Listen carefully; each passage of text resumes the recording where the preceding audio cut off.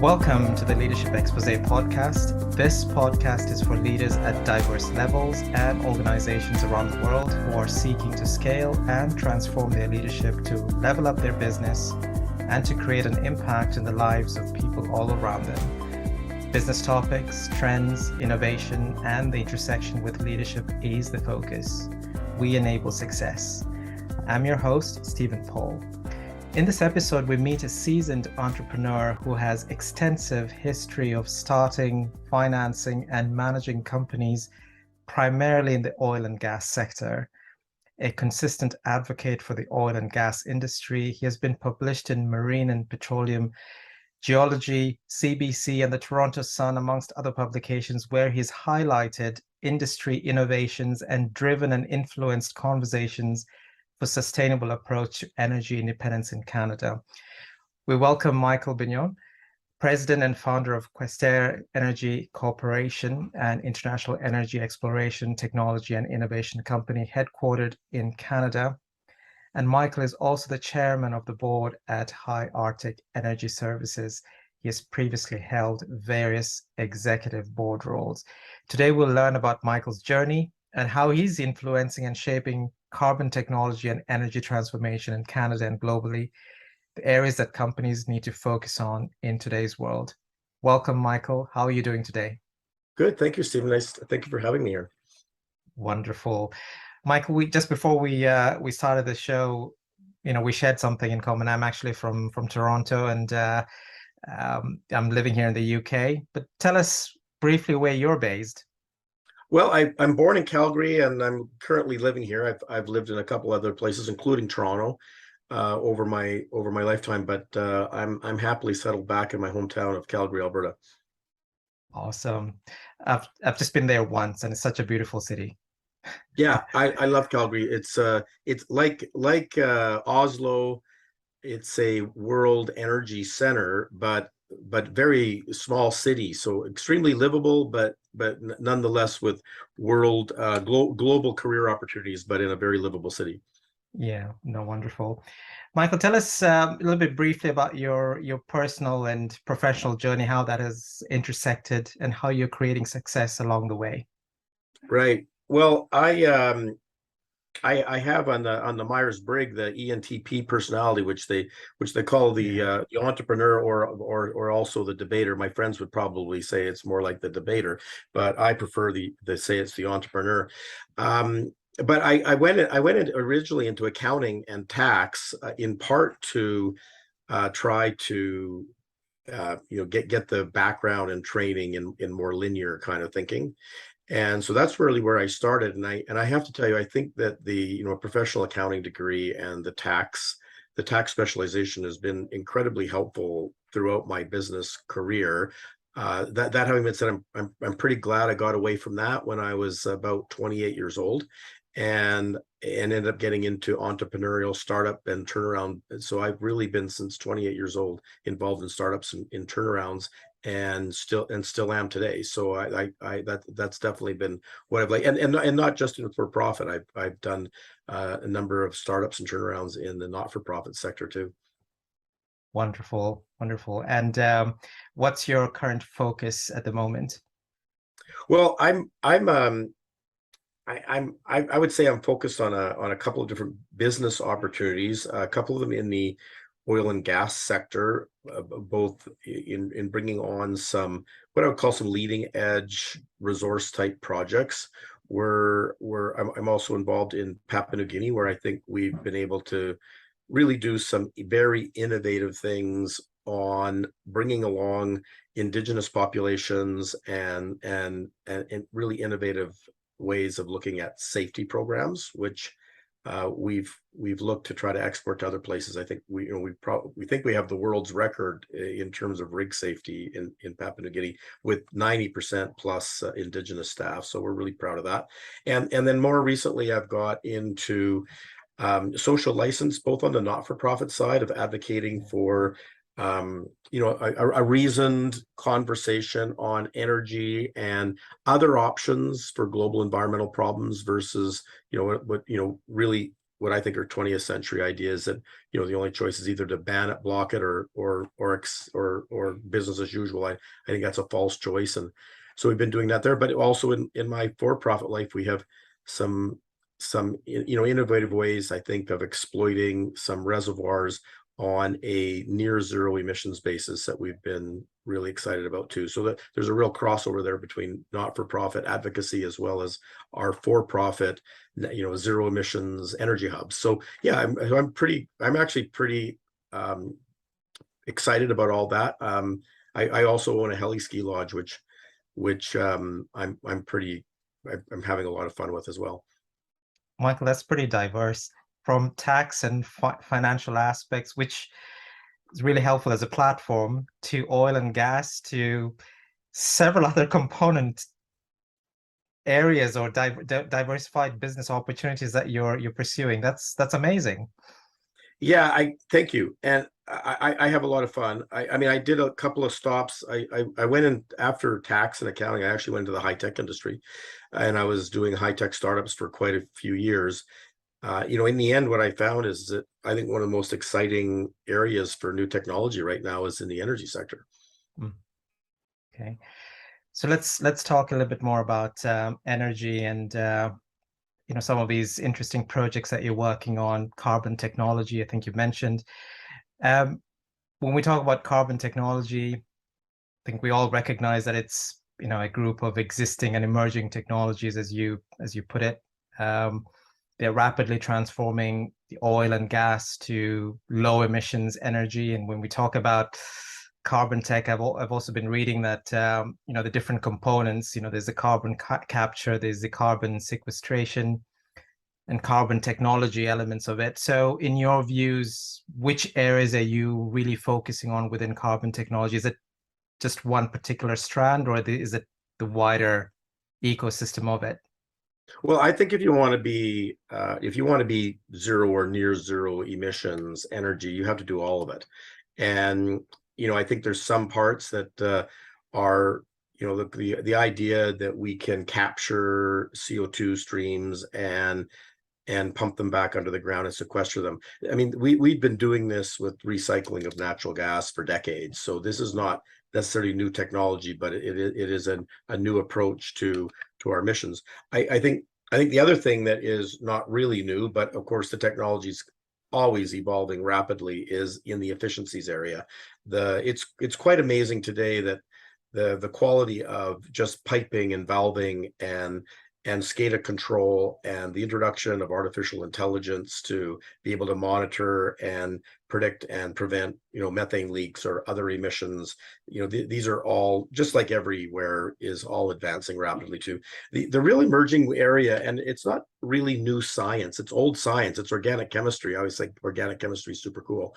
And we've certainly well understood the process, which we've mostly allowed Mother Nature to do, which is to take carbon, CO2, which is a building block for so many organic materials, and you know, you add sunlight, water, and carbon dioxide, and you can create all kinds of things, whether it's living things, plants, forests, people, whatever, but also so many different industrial, you know, minerals that we use, whether calcium carbonate, magnesium carbonate, or, you know, carbon pitch, or there's, you know, dozen alcohols, I mean, methanols and ethanols. I mean, all of these things can all be, and in fact, all are made, you know, with CO2 as the base. So we certainly have understood this science for a long time. What's emerging incredibly rapidly is the ability to take those processes, natural processes, and put them inside a plant and be able to take CO2 and not put it back under the ground, but actually use it as a feedstock and recycle it into useful products. And of course, we've seen this so many times before. Like, I mean, cardboard used to be garbage, and now we routinely recycle it. I mean, you know, tin cans used to be garbage, and now we routinely recycle them into useful products. So we've seen so many times over the last decades where something that was nothing, you know, but waste turned into a useful feedstock product. And I think it's happening. This energy transformation is happening right in front of our eyes. Yeah. And quite rapidly. And I think we're going to see more and more of these carbon recycling technologies being commercialized in the near future.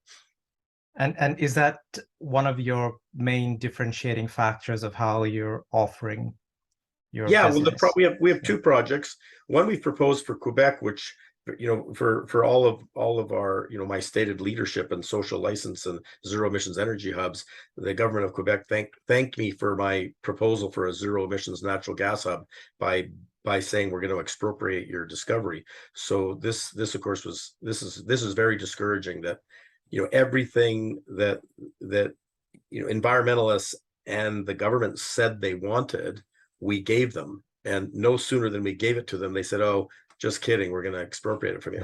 But we've got another one in Utah, and another near zero emissions production hub. So we're following it up there too. But it takes all of it.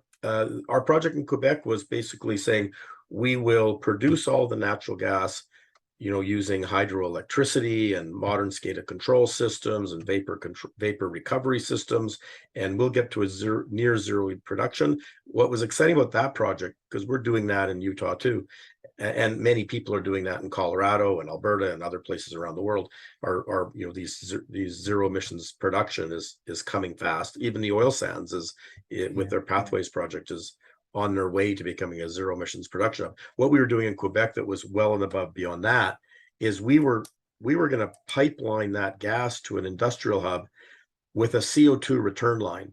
And we were going to put CO2 recycling, like cement additive plants and hydrogen plants, in that industrial park, so that we could not just produce the gas with zero emissions, we could consume it with zero emissions too. It was a world's first. And the independent studies that we've done indicate that our overall environmental impacts would be less than wind and solar and even hydro. Yeah, amazing. Michael, what's in your view, what are some of the challenges associated with decarbonizing or transitioning into a more sustainable energy future? And this is more of a global view.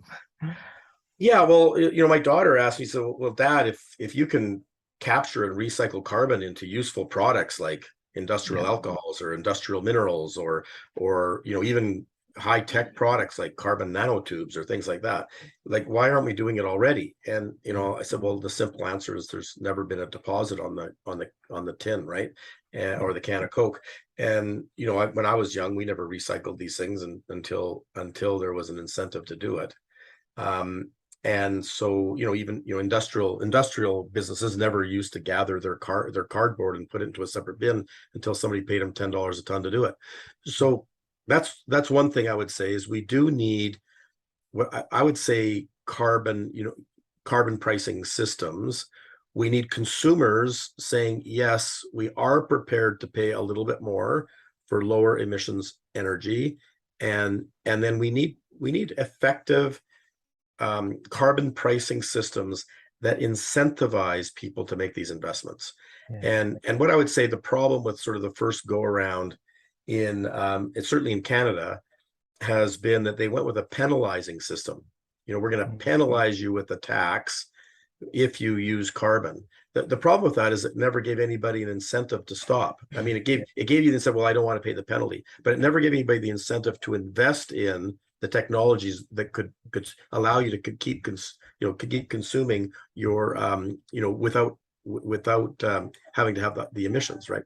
Yeah.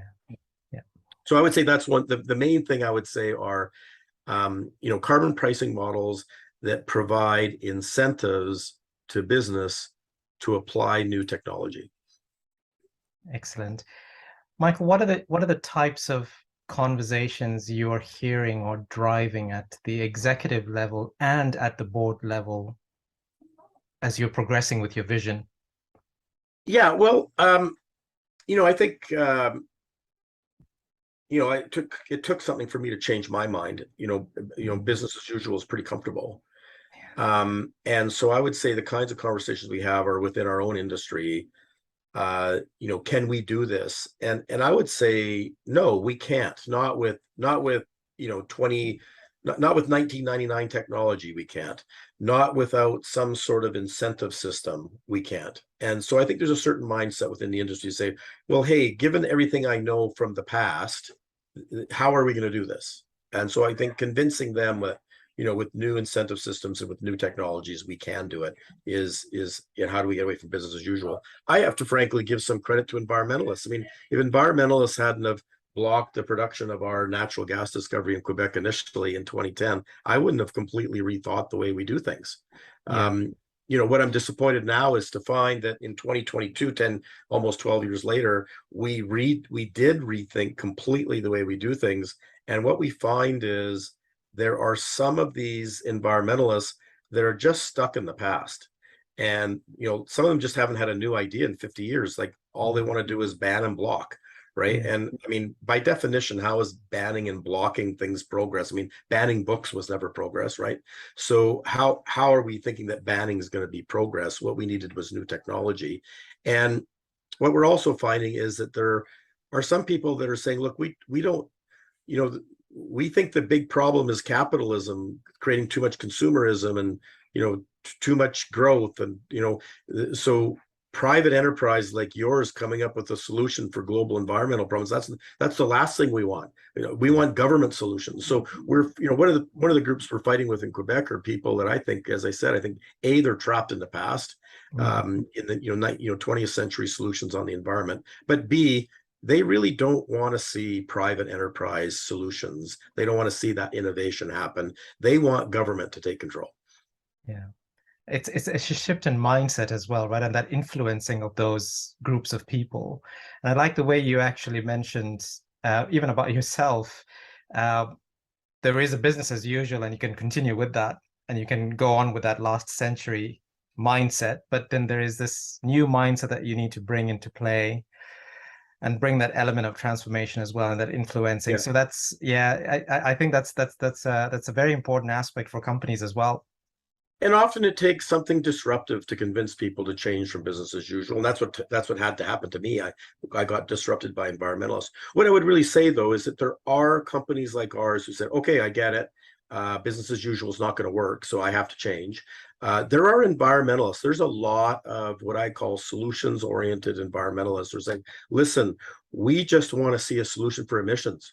We don't care if oil and gas wins. We don't care if solar wins. We don't care if they all win. We just want to see a solution to emissions.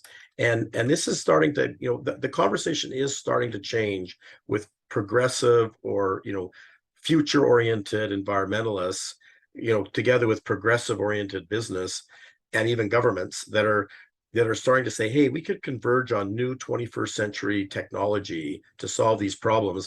And that's all focus on getting rid of the emissions, which, so you don't have to get rid of oil and gas. You just have to get rid of the emissions. Yeah, agreed.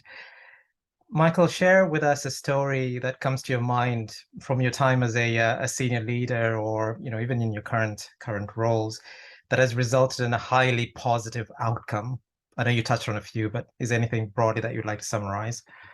Well, let's not use the Quebec expropriation of my discovery as an example of a highly positive outcome. So, and that was something that we put a lot of effort into, and I hope it'll still be a catalyst for change. Like even as they kind of martyr our project, but yeah. So I guess we've done a lot of startups that I'd say when you get into startups that the majority of them don't succeed, right? But many do, and they make change, right? They change things. I think probably one of the changes that I've done that I've been most proud of is making a big effort in a developing country like Papua New Guinea, that we were going to change the external expatriate foreign company culture of that, local people, uneducated, just can't do this work. And we said, well, we're going to teach them. And I mean, this is a true story. We took that project over 15 years ago, and our first move was to say that the local nationals, many of whom literally were in grass huts, their job the day before was growing yams on the side of the hill in the jungle. We were now and we said, we are going to bring them into the camp. And people said, you can't do that. We're going, well, why can't you bring them in the camp? Well, they don't know how to use a toilet. They don't know how to they don't know basic hygiene, they don't know these things, right? They all live in the jungle. And we said, well, we'll teach them. And that turned out to be a novel idea. So if you can imagine that we as a private company, the very first training program we had was on how to use a toilet, how to use a shower, how to wash your hands before you go into the cafeteria to eat. And that was our first training program. It went on to there to basic sort of grade 3 numeracy was one of our next programs. And anyways, the interesting today is when we go to our camp today, there's still an employee outside the cafeteria that signs you in and out of the cafeteria, but also checks to make sure you wash your hands. Amazing. So that's still a vestige of that original training program. But what we're really proud of now is that over 90% of our workforce is Indigenous, and we now have at the heart, like our rigs are the heart of a $500 million operation. These are very very serious, like very large capital operations, and very very sophisticated, and have a lot of different safety issues when you're drilling for high pressure oil and gas. We've now got the assistant driller, which is the same thing as saying the assistant manager of the entire operation. They're now Indigenous people. This is we think an incredible accomplishment, and we've done it with the world's best safety record. We have the least reportable incidents. We have the least lost time incidents of any oil and gas operation in the world. That is indeed a really positive outcome, and it's amazing that you've actually transformed that stream. So well done. We're just really super proud of that. Yeah, it's amazing, and it's something to share broadly across the world as well. And it's from, as you mentioned, from people living in huts to actually teaching, training, and making that more sustainable. And would you say that is more sustainable at this point? Yeah, well, I mean, it gets back to the conversation we just had before. And of course, being in startups and turnarounds, mostly one of my skills is change management, right? But again, it comes back to business as usual. I mean, I grew up, my first jobs were in the rig business in Alberta as a student. And we had an attitude we had an attitude that was highly encouraged of being get it done people. Yeah. And safety was something you got around so you could get it done. And basically I had everything I was taught when I was 19 years old, 20 years old in this business was you keep yourself safe. You don't trust the company to keep you safe. You trust yourself to keep you safe. And by the way, you trust yourself to keep it safe. You work your way to get around the company safety so you can get it done. And that was an attitude that I was very proud of myself for that attitude. I'm a get it done guy, and I keep myself safe, and I don't trust the company to do that. I trust myself. That sort of, pioneer attitude almost, right? Yeah.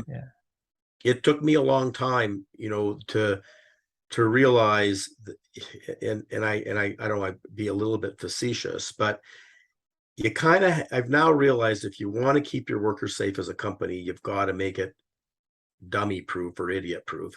And the reason you have to do that is because there's such a lack of common sense in people, and I don't want to, our workers are great people, but sometimes they, like all of us, we have those off days where we can be a bit of a dummy and make a stupid mistake. And that's where the company has to make sure that you have created a culture of following good practices, and that we have to find that.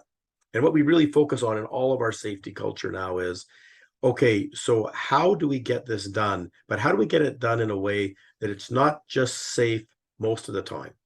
It's safe every time, right? And that's the Sigma 6. We have to be safe 999,999 times out of a million. And so we now challenge those get it done people in our business. You show us how to get this done on a Sigma 6 safety basis, and that's going to be our new procedure. And it's a way of life. It really is. Built in. It really is. You got to build it into the entire culture of the organization. And I have to tell you, it's hard. It's hard to get rid of that business as usual, because lots of people in our different businesses in different places had that same pride that I always had of, yeah, but don't worry, I'll keep myself safe. I don't need the company to keep me safe. And by the way, I'll get it done. I'll be your best employee type of thing. And so how do you take something that people are, have good reason to be proud of? They're trying to be a good worker. How do you change that culture to, well, yeah, but what we want is something that is not going to just that you're going to be safe every time. We want every one of our workers to be safe every time. Yeah. And you're a driving force and a leader behind that, Michael, because Well, I you are have to tell driving you, from the top. But yeah, we've yeah, certainly hired the people, but yeah. there's no question. I have a big belief in tone at the top. Hmm. Um, like you can't have your workers on the rigs saying, I'm going to change my approach to safety if you think for a second that the CEO or the chairman of the board are not behind you. Exactly. Yeah. Excellent. Michael, tell us a little bit more about pandemic and the challenges in the business world as a result of that. How do Yeah. you view things are bouncing back, or do you still view that as a big challenge in comparison to some of the other systemic risks? Yeah. Um, well, I guess the main point of the government reaction to the pandemic, and the pandemic itself, was that it hurt, some industries a lot, while other industries never did better. Um, Sadly, the business of government never did better. I mean, everybody getting paid full time to work from home or be on furlough. I mean, so this was something that was very unevenly. We know that GDP was down X%, but what people are not realizing is that all of that X% fell on a very narrow group of people, right? Yeah. And those people, I think, the energy industry is one of them.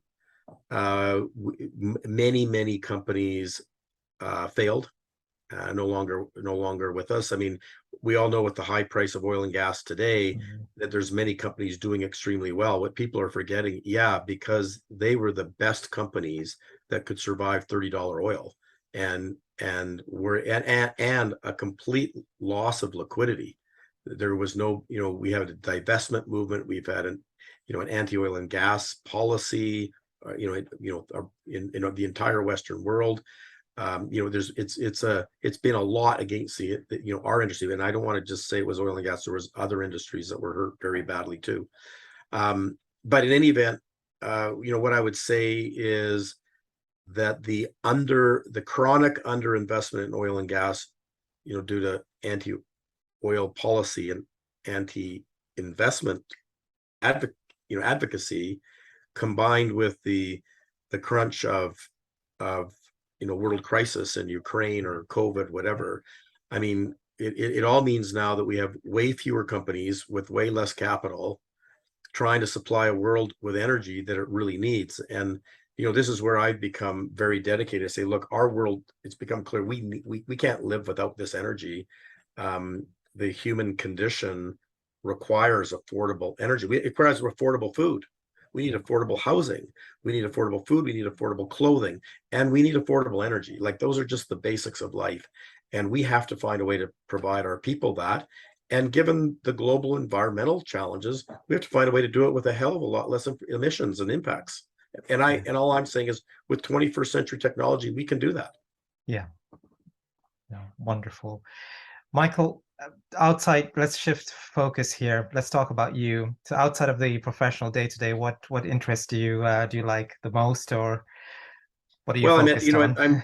I love my couple annual helicopter ski trips at my helicopter lodge. I like Yeah. my annual fishing trip up to the lodge. It's one of the most remote lodges in the world up in Quesnel Lake. I'll just plug Silvertip heli skiing for a moment. I think I bought it because I think it is.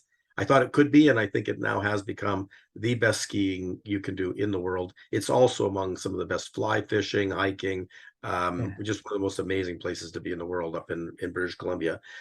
So I enjoy that. I enjoy golfing. I spend a lot of time. I golf with my wife a lot.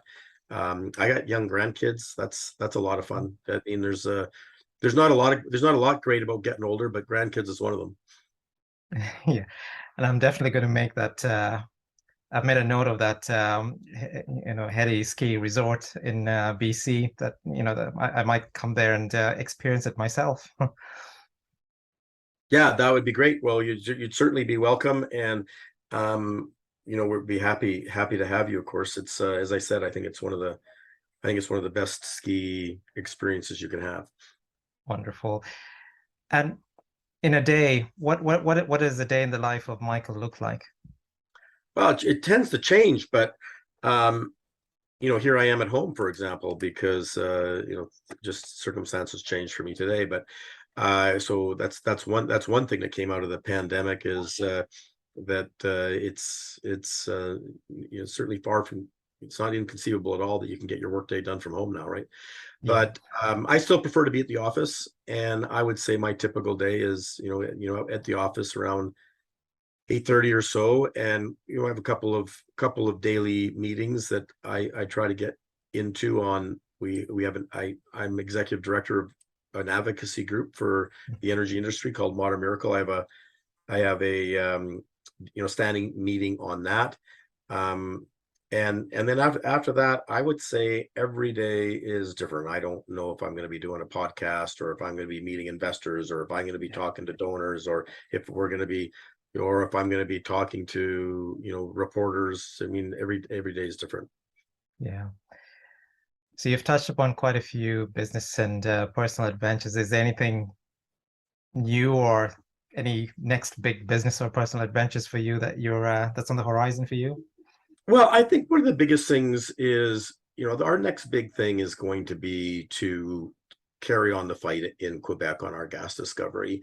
We're of the view, from a natural justice point of view, but also just a rule of law, investor protection, fair trade point of view, that expropriating somebody's asset, confiscating somebody's discovery that they spent 20 years and away in the hundreds of millions to discover over a 20-year period is just defies natural justice. And you might say, well, there could be some public utility, social good.